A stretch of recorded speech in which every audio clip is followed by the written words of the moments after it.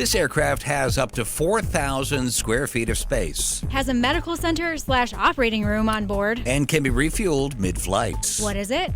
Find out next on Sarah's Wiki Corner podcast. Hollywood signs. Quincy Jones. My Little Pony. Traffic lights. Sarah's Wiki Corner. Wiki Corner. It is time for Sarah's Wiki Corner. So, hello, Sarah. Hello. Hello. What are we learning about today on your Wiki Corner? Well, today I thought we would talk about something that's been in the news in the past day or two. Air Force One.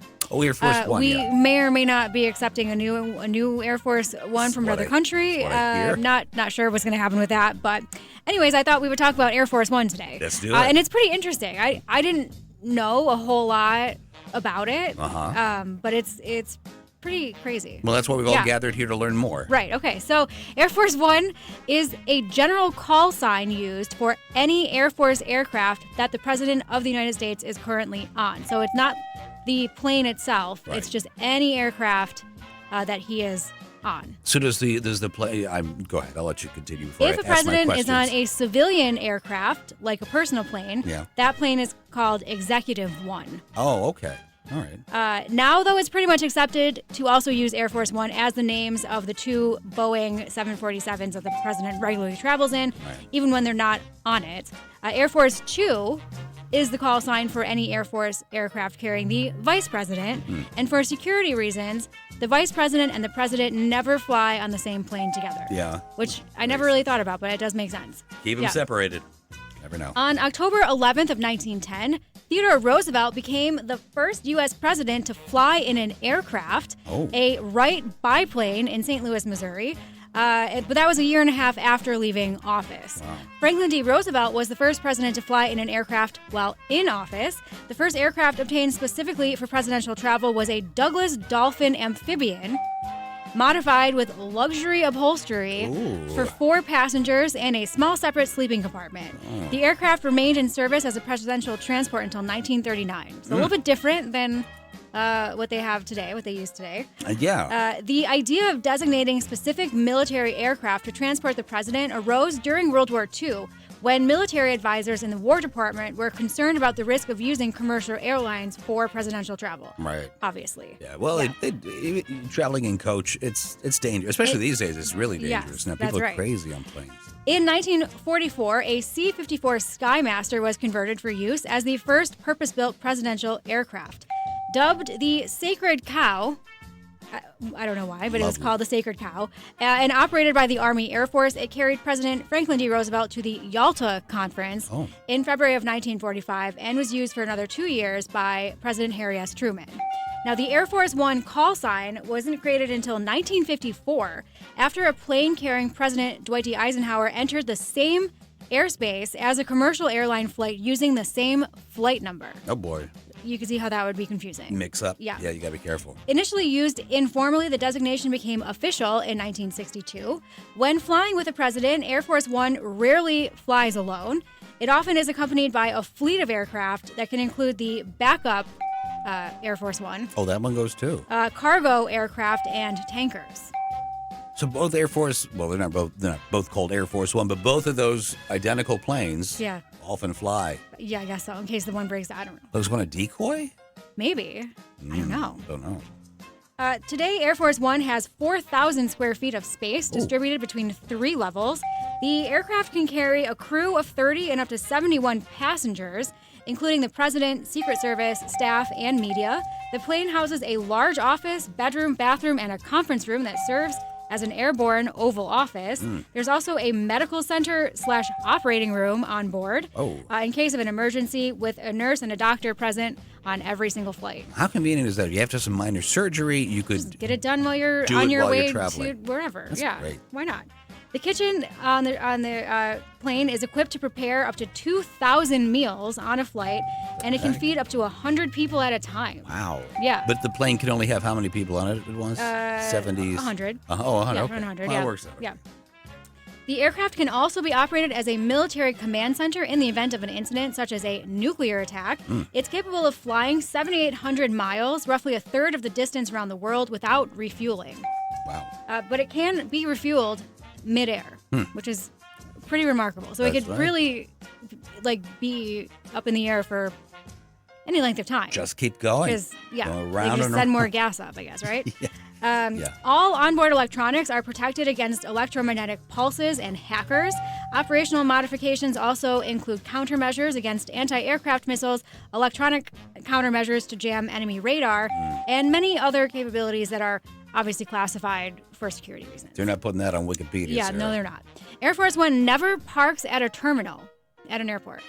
Oh, you know what? Yeah, you're right. Yeah, now this is partly for security reasons, of course, but also because the plane needs to be able to take off at a moment's notice. So if they're like at an airport terminal, they're Gotta push it back from the gate. Spin it taxi, around. all that stuff. Right. Yeah. So when a plane isn't being used, it's parked at Joint Base Andrews, just outside of D.C. Oh, okay. So the two planes, currently known as Air Force One, were first used when George H.W. Bush was in office back in the 90s, and they are on track to be replaced. The first replacement is scheduled to be delivered in 2027, while the second will come the following year. It is. That's an old plane. I mean, when you think about Right. the technology advancements since HW, so what was that? 88 at least? Yeah. That's old. Yeah. Yeah. Wow. All right. You picked out a record to go along with Air Force One, did you, Sarah? Yeah, so I thought that we would play Leaving on a Jet Plane Right. by Peter, Paul, and Mary. And leaving quickly because we don't have to push back from the jetway. That's right. Good. Sarah, thanks so much. You're welcome. All my bags are packed. I'm ready to go. Very interesting. So when they do the plane thing where they park off in the runway away from the jetway, it's kind of like somebody who backs into a parking space. They're just ready to go. Right, they're ready to make their getaway. In That's a right. moment's At notice. any time. Off we go. Right. Shoo. Right. Yeah. Interesting. Yeah. Imagine being the doctor that's on board Air Force One every single flight. Imagine trying to do surgery and you're up there. I mean, Air Force One is not impervious to turbulence. Right. And you're doing surgery. That's true. Uh-oh. Yeah.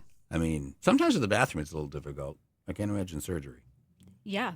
So, yeah. I mean, it's crazy that it's like fully equipped. I mean, I read that they have like, a store of blood. Yeah. Like obviously in case whatever, but it's weird. It's like a fold-out operating table too. It's not just. It's like. Oh, really? Like a ironing board, like in a hotel. I guess I don't know. I just had a fold-out, like it's in the wall, and you just like. Is it sturdy? I don't. I mean, I would hope so. I would hope so too. I don't know. If they wouldn't be flying if they had to do surgery, would they? They would park it, you think, and just do it on the. I mean, if it was an emergency. Tarmac. I guess. Wow, I never thought of any of these things before. I know, right? Does it hold more fuel than a standard 747? I think it does, yeah. Okay. And I don't think they've ever. I think I read that they've never actually had to refuel it mid-flight. Oh, but they could. But they can if they need to. And the pilots, they are the best of the best, I assume. Yeah, they're Air Force. Air Force guys. Yeah. Even the crew are all like top of the top. Top of the top. Top of the That's top. what you want, the top That's of the what top. you want. And do they wear, I saw, there's a picture, I think we were cycling it not long ago, just moments ago, really. Mm-hmm. The uniforms they wear, is there Air Force One uniforms? I don't know, is there? Oh. Yeah, well, the picture I saw but it was an older picture. Well, they must wear some sort of uniform. I would think so. But they're not going to They wear wouldn't wear their Air Force uniforms, would they? No. And they wouldn't wear like a Delta uniform because it's not Delta. So they must have some sort of uniform that they wear that designates them as Air Force One. It'd be pretty cool to be right? a crew member on Air Force One. Yeah. Yeah, I'm sure. Well, they're in the military, but I'm sure they'll all be background checked and all that. Oh, yeah, for sure. Yeah. And I bet when it's on the ground at the airport, they don't let just anybody come over to it. Like airport staff, I mean. Oh, no. Like they're not just standing over the fuel truck like, hey, we're the Yahoos that just fueled up that DC-9 over there. And yeah, right. DC-9. I think that's an older aircraft. Is it? I don't even know. I think I just threw that out of there. Pulled it out of my ear. You ready to rock here? Yes. Let's do it. Even on a jet plane, I don't know when I'll be back again.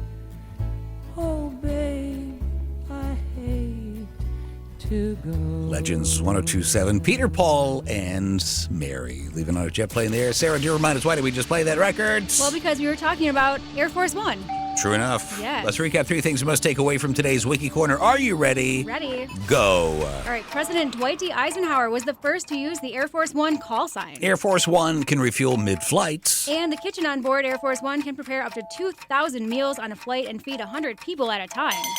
That's a lot of people. That's a lot. That's a lot of people. We should say we mentioned this off the air or on our Facebook feed, but not on the air, that Air Force One, while they can refuel mid-flight, they've never actually had to do it, I don't think. Right. Yeah. Probably. Maybe they've practiced with it, but they I'm haven't sure. done it when the president's been on board. Right. It's something to see. It You is. see it in movies. And Air Force One was a great movie with Harrison Ford. You kind of make me want to see that again now. If I can watch it. Yeah. All right. Folks want to learn more about Air Force One, Sarah, where do they go? What do they do? You can go to my Wiki blog. If you go to Yeah. legends1027.com on the homepage, there's a link that takes you to my blog where I post everything I talk about every day. You bet. Plus, we do this live every day on Facebook, Facebook Live. Just go check that out at 410. And we archive our footage up at YouTube. Go to YouTube, search out Sarah's Wiki Corner. You'll see the entire library right there. You can watch and learn at your convenience. And you're coming back tomorrow at 410. Absolutely. Brand new episode tomorrow, right here on Legends 1027. Traffic and weather, those things and more are next.